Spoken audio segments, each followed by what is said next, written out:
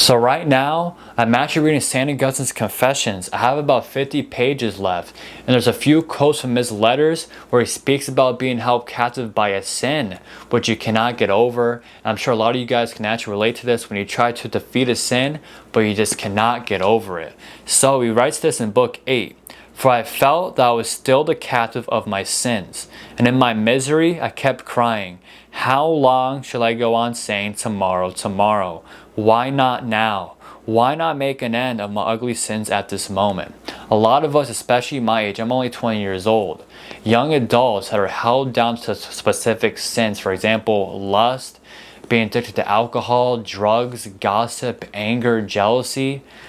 These are common sins that a lot of the saints of the church, a lot of the doctors of the church had to deal with. For example, St. Augustine had a lust problem, but he actually beat it because he relied on God's grace. He kept chasing God's mercy. So if you're held down to a sin, if you feel like you're a slave to sin, you're held down captive, that's all right. That doesn't mean you're going down the wrong path. It just means you have to keep following God's plan for you, keep following His sacraments, receive the Eucharist, go to confession, and be healed of your sins. He also writes this in Book 8 regarding lust.